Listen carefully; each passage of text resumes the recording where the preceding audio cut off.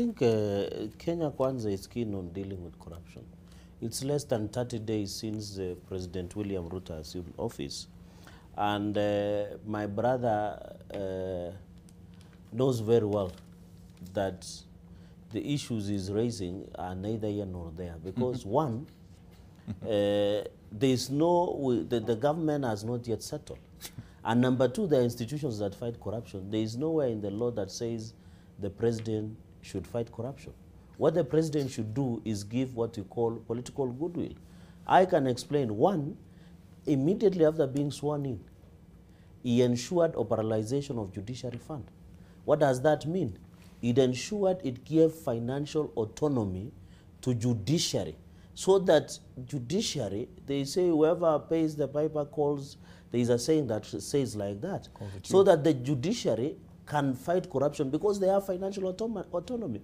Because that is what has been, maybe people say, you know, judiciary would want not to make some decision. You remember even the other day, the judiciary or courts have ruled that charging more in NSSF is unconstitutional or is illegal. And that is why even the president said yesterday, we must find a way on how maybe amend the NSSF Act and what have you. So the operationalization of judiciary fund is a master stroke that will give financial autonomy for judiciary to do their job independently. Number two, the financial autonomy that was given to Inspector General of Police was also to give powers police and not to avoid to be remote control when they're executing their mandate, including arresting and investigating corrupt suspects. So that's another aspect that shows you the Kenya Kwanza government is willing. Number three, and the final one, is the intention of the Kenya Kwanza government to set in place a judicial inquiry into the state capture.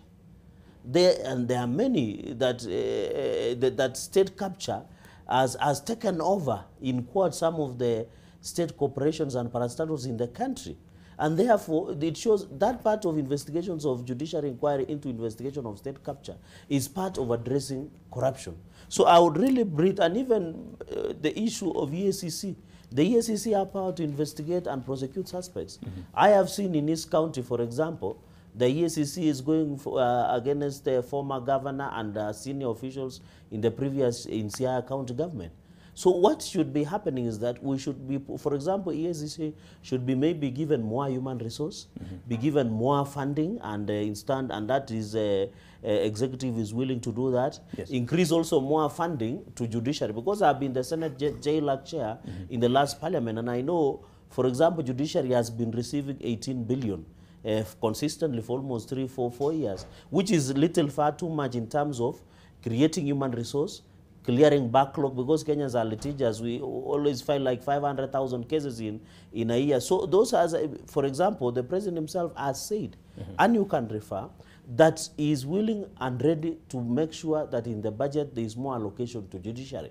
Right. So all those facts, I don't know how people want, and you know, people like Opio and I, if today we say, Bas, if anybody who is found in the corruption, we'll take him to the park, and put them on the firing squad. They will say, you are abusing human rights, you need to follow the judicial process, yes, you need to do this and that. So let us follow the law, allow the agencies that deal with corruption do it. Finally, he has talked about, and I agree with the leader, Opio and I, when he says that the primary role of parliament is oversight, yes, and they are doing, I agree with him, Article 94 and 96.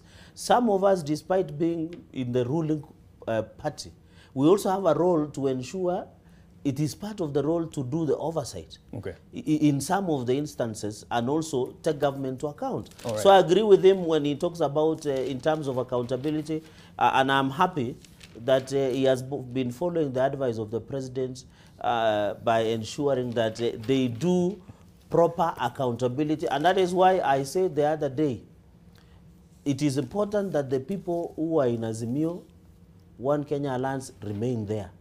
They don't need to come and seek employment or jobs in government, yet they can do a good job in opposition, because opposition is also a job.